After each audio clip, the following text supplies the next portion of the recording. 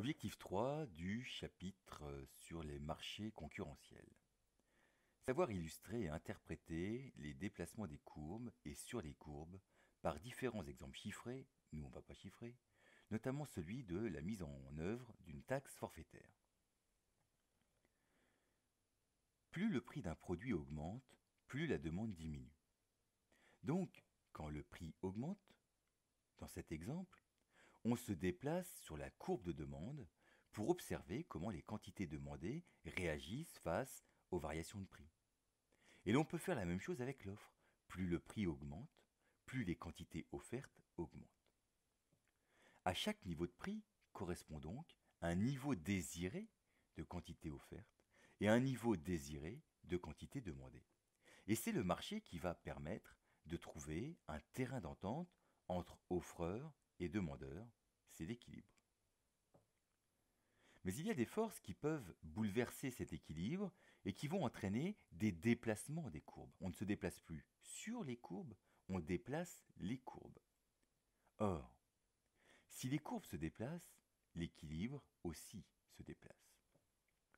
Ainsi, si produire coûte moins cher, parce qu'il y aurait eu une amélioration des techniques de production, ce qu'on appelle le prêt technique, ou une baisse des coûts des matières premières, ou même une baisse des impôts sur les entreprises, il va y avoir plus d'entreprises pour lesquelles produire va devenir rentable.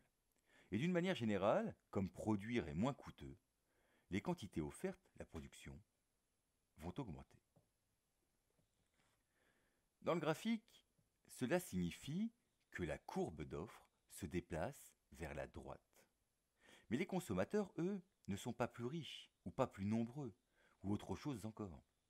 Dans tous les cas, pour les inciter à acheter plus de ce produit qui vient d'être fabriqué en plus grande quantité, il va falloir que les prix baissent. Graphiquement, c'est comme si la courbe d'offre, en se déplaçant vers la droite, faisait glisser l'équilibre vers la droite et vers le bas, parce qu'il glisse le long de la courbe de demande qui est décroissante.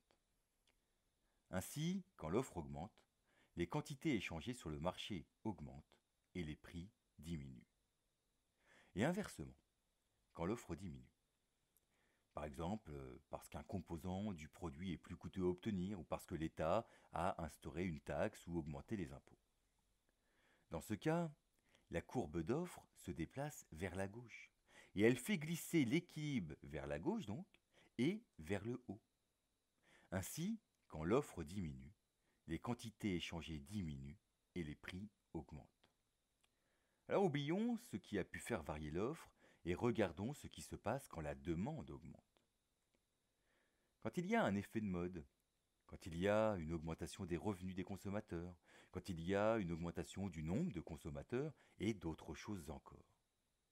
Les quantités demandées d'un produit augmentent. Graphiquement, cela signifie que la courbe de demande se déplace vers la droite. Mais ici, ce sont les entreprises qui n'ont pas changé. Pour répondre à l'augmentation des quantités demandées, les entreprises vont effectivement produire plus. Mais produire plus implique qu'elles subissent des coûts supplémentaires. Donc il va falloir augmenter les prix pour compenser cela. Ainsi, quand la demande augmente, les quantités échangées sur le marché augmentent et les prix aussi. Et dans ce cas, la courbe de demande se déplace vers la droite, elle fait glisser l'équilibre vers la droite, mais aussi vers le haut, parce qu'il glisse le long de la courbe d'offre qui, elle, est croissante.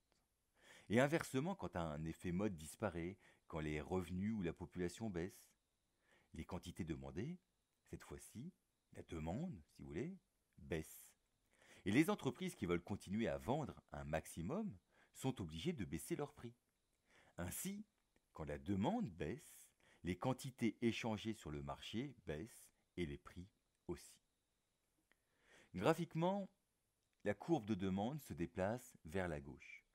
Et en glissant le long de la courbe d'offre, elle déplace l'équilibre vers la gauche et vers le bas. Un dernier point. Le programme officiel demande que l'on s'interroge sur l'effet d'une taxe forfaitaire, c'est-à-dire une taxe à taux unique, ne vous prenez pas la tête. Si cette taxe est supportée par les producteurs, Elle agit comme une augmentation des coûts de production. Autrement dit, produire devient moins rentable. En conséquence, l'offre va diminuer. Graphiquement, la courbe d'offre se déplace vers la gauche, les prix augmentent et les quantités échangées diminuent. Mais si cette taxe est supportée par les acheteurs, elle agit comme une baisse du pouvoir d'achat des consommateurs, une sorte de baisse des revenus. La demande diminue. La courbe de demande se déplace vers la gauche, les prix vont diminuer et les quantités échangées aussi. Alors sur ce dernier point, vous pourriez penser qu'il serait bizarre qu'un prix diminue alors qu'on colle une taxe sur un produit. Il y a un exemple très simple pour comprendre ce mécanisme. En France, une taxe sur les sodas a été instaurée. Depuis, le prix des bouteilles est resté le même, mais la quantité de soda à l'intérieur a diminué. Ainsi, la quantité consommée réellement et le prix réel du litre de soda